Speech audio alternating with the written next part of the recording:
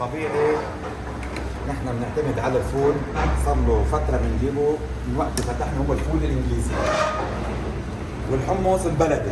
نحن بنتعامل مع ناس عندنا بالمنطقة بيزرعوا حمص، بنجيبهم بنعتبرهم الشغلة الأساسية لشغلنا، الحمص البلدي، لأنه في حمص بالسوق كندي مكسيكي ما بيعطي النكهة اللي بيعطيها الحمص البلدي. يمكن يعذب شوي بشغله، بس من حيث المبدأ هو النكهة الطيبة اللي بيعطيها ما حدا بيعطيها. هيدا الحمص البلدي معك.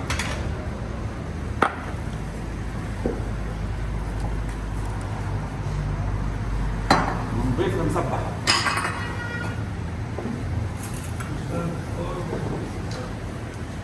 حمص كمان نعمله عائدنا نحن كمان، حمص والمكونات تبعه الأساسية ما في أي إضافات.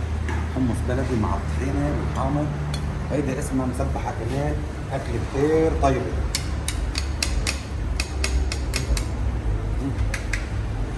كمان هيدا الناس شو بتاكل عندك؟ شو هن الصحون عندك اياهم؟ من هاو 5 أصناف اللي نحن بنعتمد عليهم: الفول والفتة، البليلة المسبحة والحمص المطحون. وبعدنا محافظين عليهم، تعتبر وجبة طيبة وأساسية ومغذية بنفس الوقت. ونحن كمان عندنا هلا الفتة، هي الفتة عبارة عن شايفينه. طبعا هاي السمنة قليل بعد حدا يستعملها لأنه صار حق مجموعة 350,000 بس بعدنا عم نحافظ لأنه هي بتعطي النكهة الأساسية للفتة، سمنة الصحن الذهبي أو البقرة الحلوة. كمان مثل ما نكون شايفين، وبنضيف عليهم اللبن البلدي. نحن هذا بنعمله عقيدنا حليب ومنفور، وعقيدنا بيطلع النكهه المضبوطه فيه، مش مصنع ولا مضاف اليه اي شيء. خبرنا عن الفولات، قديش بدهم شغل وكيف بيتحضروا؟ الفول طبعا اول شيء بدك تنقعه قبل بيوم، وبعد ما ينقع يعني تقريبا بينقع شيء 12 ساعه. بده تقريبا سلق شيء ساعتين بطنجره ضغط البريستو، غير هاي الطريقه ما بيزبط. طبعا بحرفيه لحتى تطلع الحب معشقه ببعضها مع القشره مع كل شيء. هلا بعض الناس بيجوا زبونات بيسالوني بالبيوت انه بنسلقه ما بيزبط معنا. طبعا هيدي بدها خبره لحتى يزبط صحن الفول بهي الطريقه.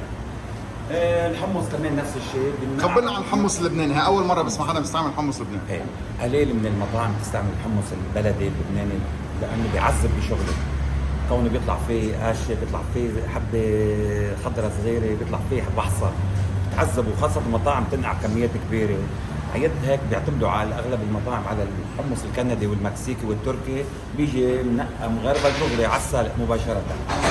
احنا لا بنتعب شوي، بس لانه بنعرف تعب هذا شو له فوائد بالنسبه للنكهه بالحمص البلدي. صحن فول لبناني شو مكوناته؟ صحن الفول اللبناني هو عباره عن توم اللي انت ما بتحبه، وملح وحامض، وفول وحمص والزيت الاصلي طبعا، والخضار كمان. نحن منطقتنا هون خضار، اغلب الخضار بنجيبها ناس اصحابنا بيزرعوها بمزارع مي نظيفه، يعني بنلاقيها تنقايم. النكهه تبع الخضار كمان مميزه. تفضل معلم. جاهزين. يا اهلا وسهلا. وهذا صحن حمص بلدي.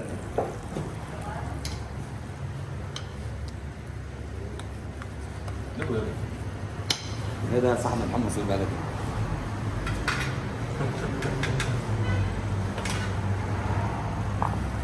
بدي اذكرك شغله وحده انطوني، قلت لك اياها وبرجع بقول لك اياها. القصه قصه نفس. هيدي الشغله العامل الاساسي بتختلف من شخص لشخص. لو انا وانت عم نحط نفس المقادير، بس النفس بيختلف من شخص لشخص.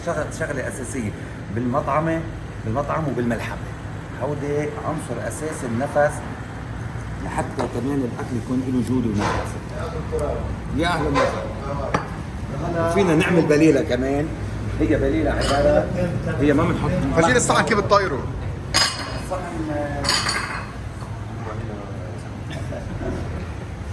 كمان ما حنحط لك ثوم مشانك، ملح وحامض. هيدي حمص كمان البلدي، لانه هذا مسلوق بيكربونات بصوت كبير افيك سيترون لاميلون اتابلي مسبحه.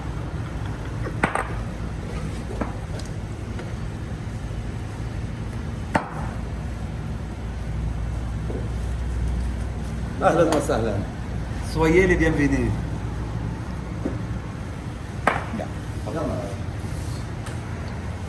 صح